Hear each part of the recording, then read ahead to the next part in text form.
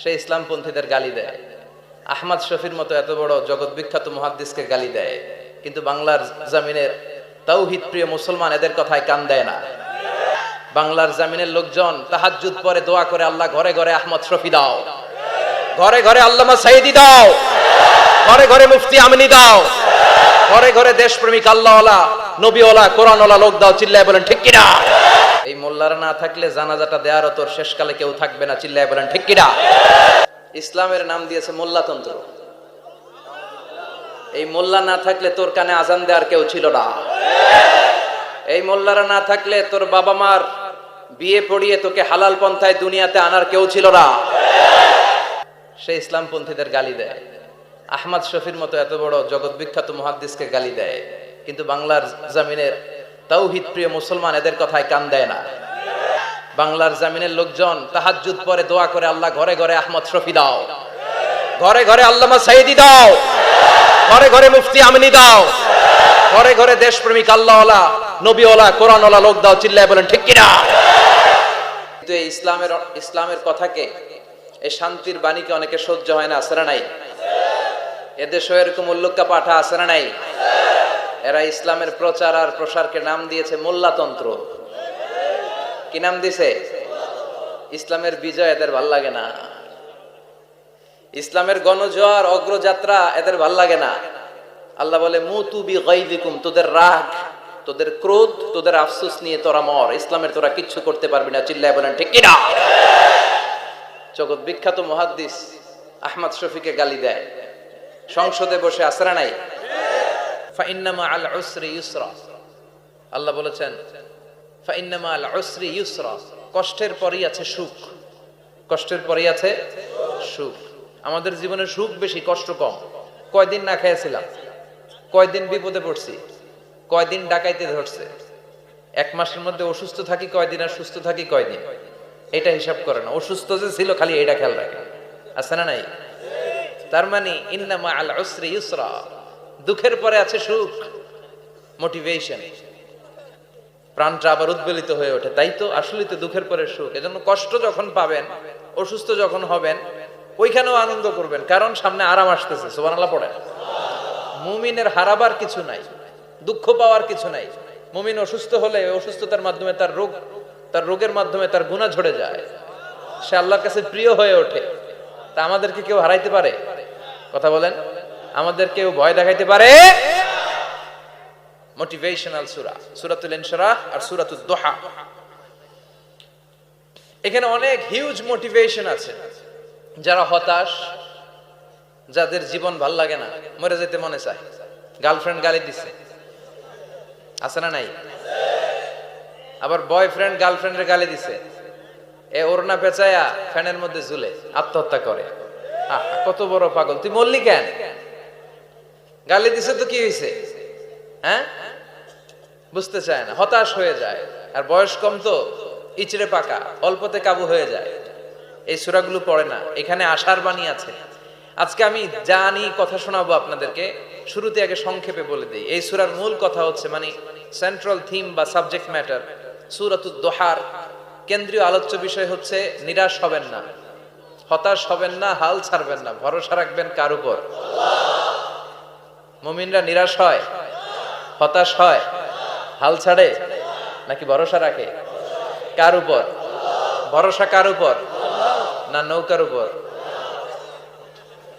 ধানের শীষ, নাঙ্গল, হাত পাখা, দাড়িপাল্লা, ভরসা থাকবে একজনের উপর। চিল্লায় বলেন তিনি কে?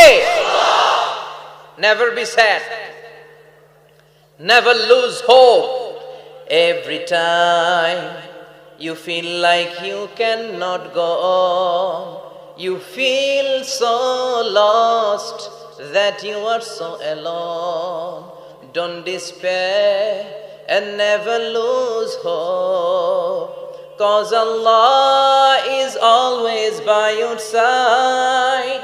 Insha'Allah, Insha'Allah, Insha'Allah, you'll find your way. Insha'Allah, Insha'Allah, Inshallah, you'll find a way every time you feel like you cannot go on. You feel so lost that you are so alone. Don't despair and never lose hope, 'cause Allah is always by your side. Inshallah. Pardon? Inshallah, Inshallah, you'll find a way. Inshallah, Inshallah, Inshallah, you'll find a way. ঠিক কি না? কি সুন্দর nasheed. Never lose hope, you will find your way. তুমি তোমার পথ খুঁজে পাবে। আমাদেরকে পথ দেখায় কে? আল্লাহ। এজন্য সূরাতুদ দুহার কেন্দ্রীয় আলোচ্য বিষয় হচ্ছে হতাশ হওয়া যাবে না, নিরাশ হওয়া যাবে না, হাল ছাড়া যাবে না, ভরসা রাখতে হবে একজনের উপরে। চিৎকার করে বলেন, তিনি কে? আল্লাহ। হতাশ যারা, ফ্রাস্ট্রেটেড আপসেট পিপল, তাদের জন্য, হতাশ ব্যক্তিদের জন্য এই সূরাটা একটা আলোকবর্তিকা, একটা আলোর মশাল। এই সূরাটা পড়লেই হতাশ ব্যক্তিরা মনে শান্তি পায়, আশা ফিরে পায়, দিক ফিরে পায়। ঠিক কি না? এই সূরাটা নাজিল হওয়ার একটা ব্যাকগ্রাউন্ড আছে, শুনবেন। বিষ্ণু ঈসা ইসলামের কাছে যখন ওহী নাজিল হতে শুরু করলো, বিষ্ণু ঈসা ইসলাম ওহীর কথাগুলো পৌঁছে দিতে লাগলেন। যাই নাজিল হতো বিষ্ণুনবী পৌঁছে দিতেন।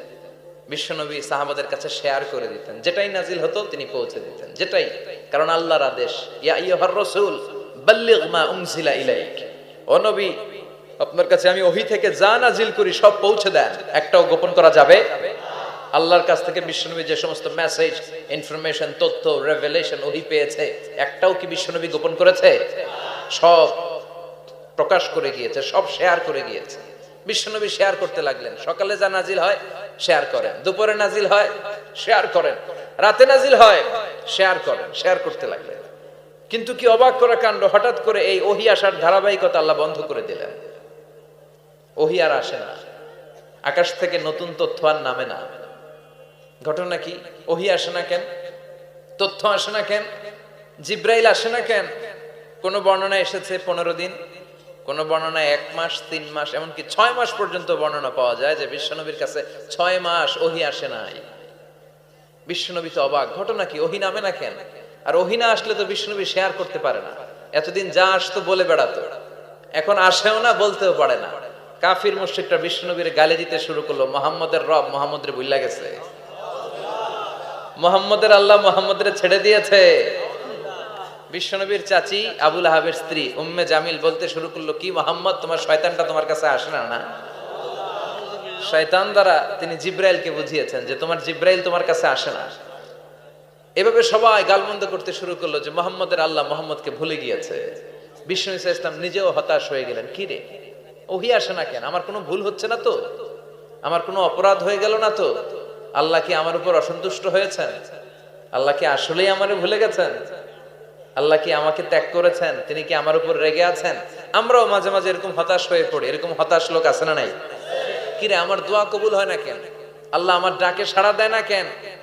আমার জীবনে এত দুঃখ কেন? আমার জীবনে তো ভালো কিছু হয় না, খালি সব কষ্ট আমার কেন? এরকম আছে না নাই? এরকম হতাশদের জন্য এই সূরাটা একটা আলোকবর্তিকা, মোটিভেশনাল সূরা। আলহামদুলিল্লাহ পড়েন। বিশ্বনবীকে আল্লাহ আশ্বস্ত করলেন, আর এই সূরাটা নাজিল করলেন, আর বললেন ওয়াদ-দুহা। ওয়াদ-দুহা, দুহা মানে আলো, দুহা মানে আলো, প্রভাতের সূর্য কিরণের শপথ। Look up, the sunlight, it's a very beautiful day out there. ও নবী, হতাশ হবেন না, বেরোন, সকালের সূর্যটা কত সুন্দর, কি ঝলঝলে পৃথিবী, ফকফকে আর তকতকে, দেখলেই মনটা ভরে যায়। ঠিক কি না? দুহা, দুহা মানে আলো, আশার আলো, সম্ভাবনার আলো। আমাদের জীবনে আলোর দরকার আছে না নাই? আলো না থাকলে আমরা বাঁচতে পারবো? আলো লাগে বড় ভালো। এই আজকে আলো না থাকলে আমার দেখা যেত? এজন্য কোরআনকে আল্লাহ আলো বলেছেন। কোরআনকে কি বলেছে? কিতাবুন আনজালনাহু ইলাইকা লিতুখরিজান নাসা মিনাল যুলুমাতি ইলান নূর। Muhammad, I've revealed this holy Quran unto you to to lead the mankind out of darkness into the light. অন্ধকার থেকে লাইট, লাইট মানে কি? আলো। আলোর দিকে নেয়ার জন্য কোরআন পাঠিয়েছি। আবার বিশ্বনবীকেও আল্লাহ নূর, নূরের সাথে তুলনা করেছেন।